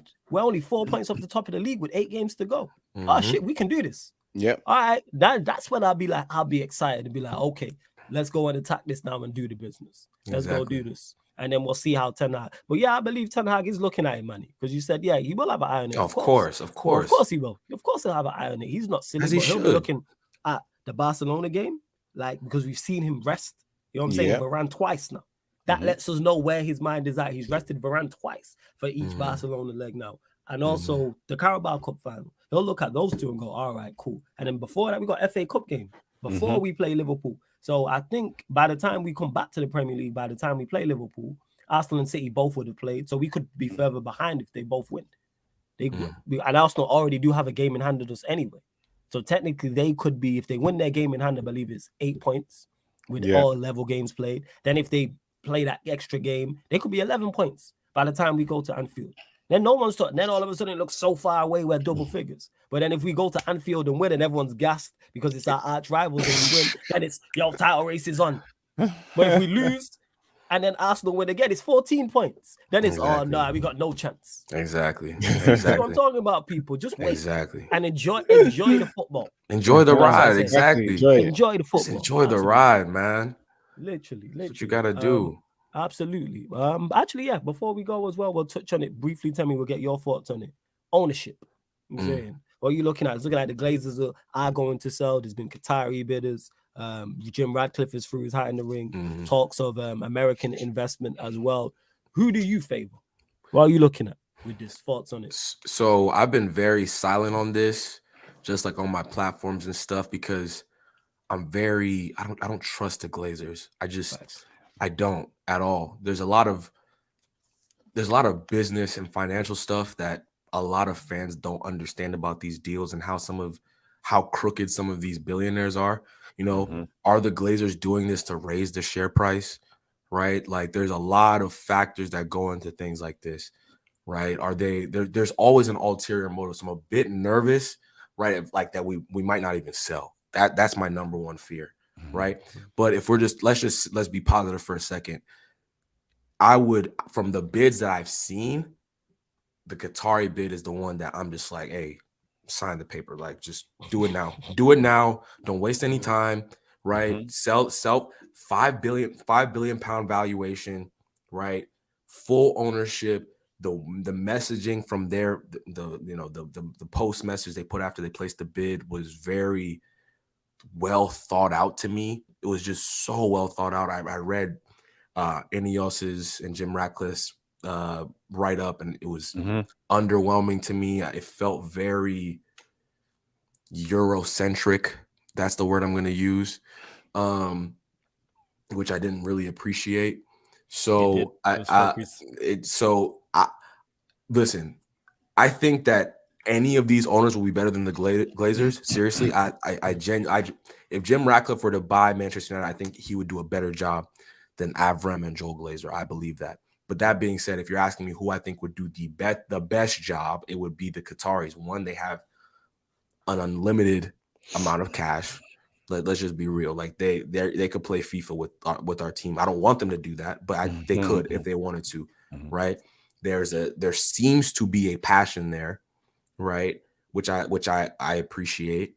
It doesn't seem to be state owned. Like that's the way they're messaging this, right? I don't care too much about it being state owned. It's not a big deal to me. Like if it's state owned, I don't care that much, but I would prefer it not to be. So the messaging they're giving us is this is an individual that is owning this entity, which I quite appreciate. So for those reasons, I will lean towards the Qataris. If Jim Ratcliffe, I have to listen to more. I've heard him speak before. He seems like a good, good for a billionaire, right? So I'm not angry. If Jim Ratcliffe were to buy the club, I wouldn't be like, oh my God, this is the worst thing that's ever. No, we've experienced the worst. So no, trust me, it will be better under Jim Ratcliffe. But that being said, I'll go the Qataris. No, fair. I've already said to you because we actually haven't spoken. You know what I'm saying? Since all the news came out late last week. So your thoughts, like I said, the Qataris, you got Jim Ratcliffe, American investment potentially. Talk to us. Like I said to you, like I messaged you yesterday, I told you, Mashallah United, bruv. Mashallah United. You know exactly how I'm feeling because I'm feeling Qatari, bruv. Ever since Friday hit and we found out exactly who the bidders are.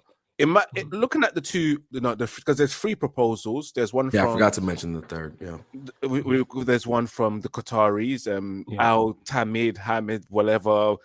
I don't know, Benin, Besamin, Hassim, whatever his name is. Yeah. And of course, the second one, Sir Jimmy Ratcliffe. And then the third one coming from is it an investment group?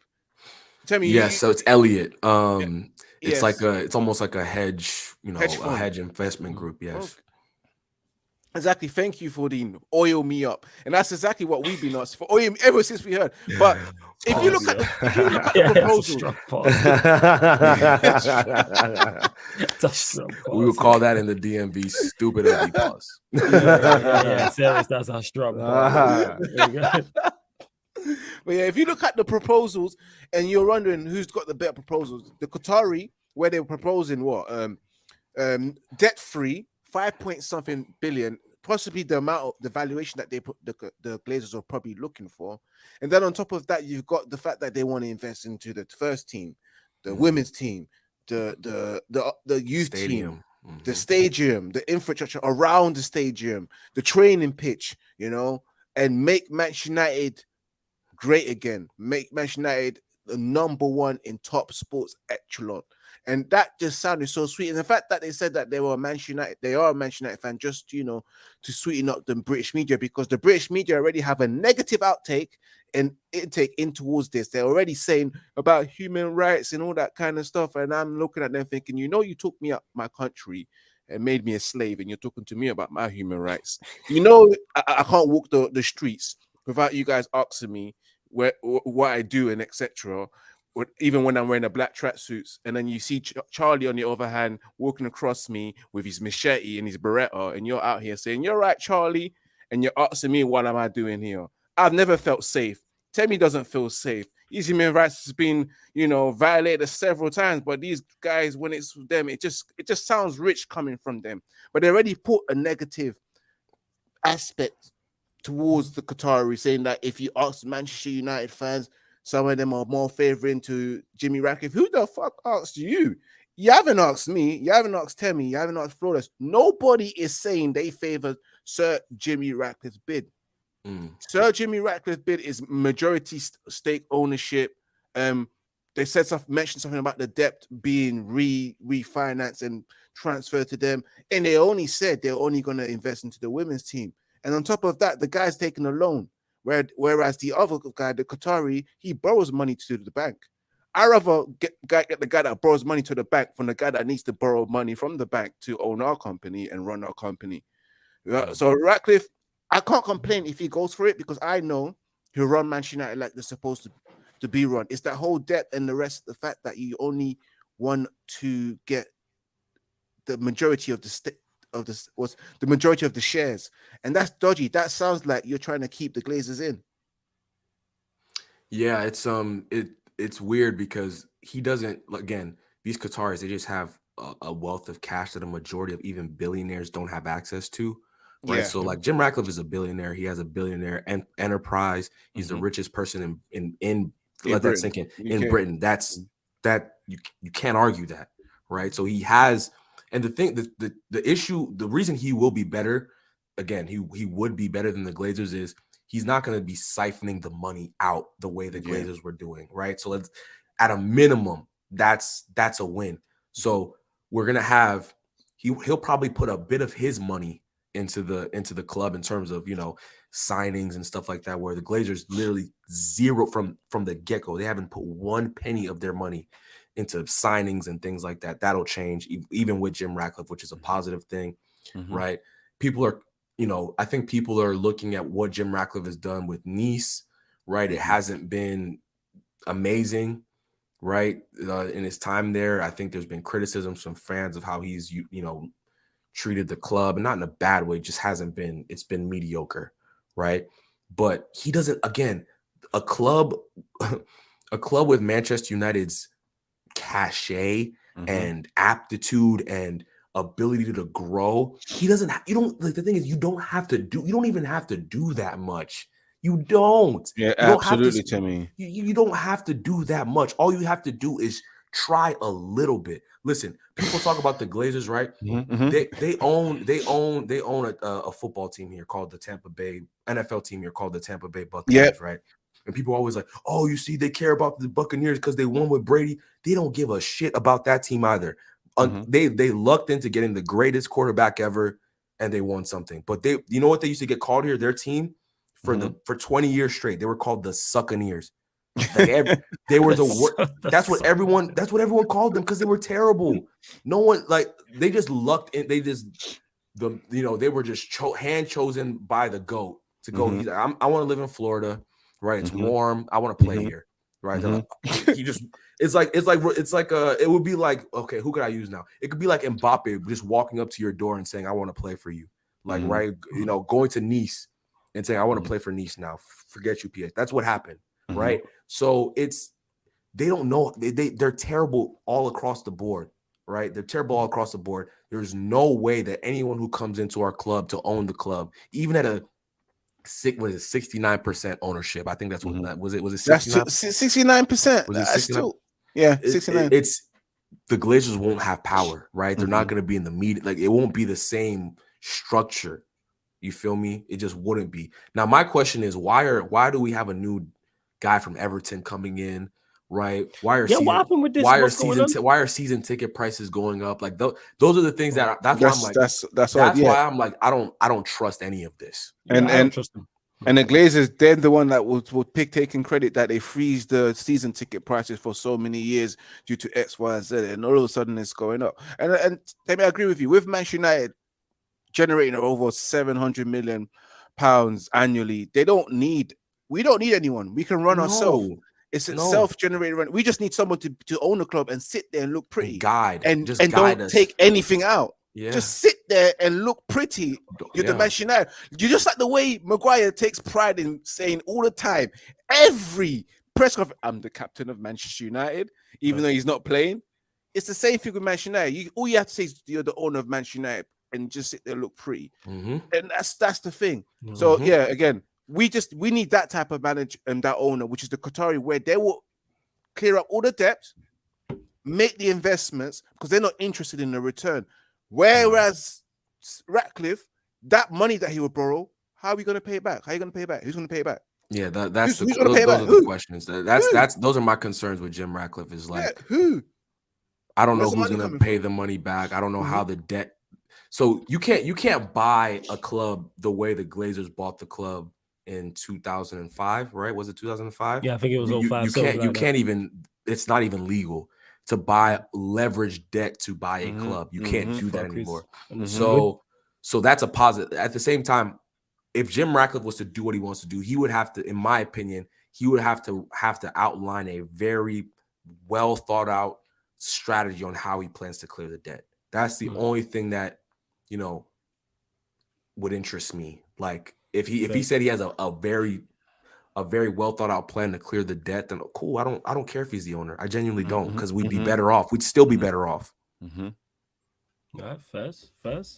Big up to everyone that has locked in. Large up to you lot as always. Make sure you hit the like button, subscribe. Don't forget, both Ivorian and Temi's channels are in the title as well. So you can click Red United TV, Wavy Baller Hub, and it'll take you over to their pages. Go subscribe, and you can find all their socials as well. Big up to Cameron, man. Good to see you in the chat, my guy. Big up Cameron. Big up all the regulars, all the new people. Don't forget, link is in the pinned comment for the membership as well if you want to join the membership. So check it out. Many great perks. But yeah, hit the like button, subscribe, all that good stuff. Temi, good to have you on here as well for the first time. Let them know where they can find you, what you got coming up, and anything else you want to add. Yeah, guys, no, appreciate you, Flawless, for letting me hop on. Much love. But yeah, you can find me on my channel, the Wavy Baller Hub. I was sick as a dog the past couple of weeks. I don't know if you've seen. I've been coughing up a storm this whole stream, but yeah, no, we should be dropping some content tomorrow. All of my social media handles are at WavyTemi_. So follow me on TikTok, follow me on Twitter, follow me. You know, just I think what else do I got? IG, but I'm not on IG right now. So yeah, no, just show some love to the channel. I do live streams as well, probably later in the night for most of you guys, so around like 6 p.m., 7 p.m. Sometimes I do some streams in the morning. I'll probably be doing a preview like this tomorrow on my channel. So guys, make sure to show some love, and yeah, no, hopefully I can get back on the show soon. Yeah, man. Anytime, just shout. You already know, man. You already know. Like I said, just DM me and we can sort that out. You already know. You already know, bro. Love. Yeah, every time. I've already my G. Anything you want to add, let them know what you got coming up. All that good stuff. It's always a pleasure every Tuesday to come here and bless everyone and enjoy the moments that we're going through right now in this beautiful ride with Eric Ten Hag. But yeah, as always, subscribe to the channel. You know, you can always subscribe to Red United TV on YouTube and follow me personally, Ivorian_Spice on Twitter and also Instagram. And don't forget to follow Red United TV on Instagram as well. And of course, with a watch along, I will be there. So make sure you subscribe to watch the watch along. Make sure you have everyone else's channel open so you can watch it simultaneously. Yeah, man. Support on everybody. Thursday and Sunday. You get me? That's what I have this week. But yeah. Yeah, man. So large up. Follow the ManDem. Like I said, the links are in the title of the video, so you can click them as well. Big up to everyone watching this live. Big up to everyone who's watching this back afterwards. Just continue to support. Like I said, we're back tonight twice. We're back. Not here though, first and foremost on the Twitch, people. Liverpool versus Real Madrid, Champions League watch along. That'll be on the Sarcasm City TV Twitch. So all you have to do, download the Twitch app if you don't have it. Download it for free. Sign up for free. The same way you watch and comment on the YouTube is the exact same on the Twitch, people. And there's a whole load of content over there. So you don't get the same content on the YouTube channel as you do on the Twitch. So head over to the Sarcasm City TV Twitch. That's where the watch along will be going down. 7:40 p.m. UK time, 20 minutes before kickoff. Then we'll be back over on the YouTube. I'm not supposed to say, but 11:30 p.m. we'll be back on the YouTube channel. Manchester United Liverpool show. Obviously, the ManDem United crossover with the Analysis at Anfield podcast. So hopefully we'll be discussing the Liverpool loss. That's what I'm hoping for. But we will see, people. All of the things, all the shows I mentioned are all on the upcoming live stream schedule here on the YouTube and on the Twitch as well. As for the ManDem United podcast, we'll be back. We won't be back on Thursday because we'll be doing a watch along, and then you'll get the crossover Arsenal with the Manchester United Arsenal show with me and Cam. So Friday, you know what I'm saying, 4:30 p.m. myself and Eddie will be back, obviously recapping the Barcelona second leg, looking ahead to the Carabao Cup Final, plus more. But love to everyone that's locked in. This has been the ManDem United podcast live on the Sarcasm City TV YouTube. Big up for tuning in, and see you lot on the Twitch. Peace.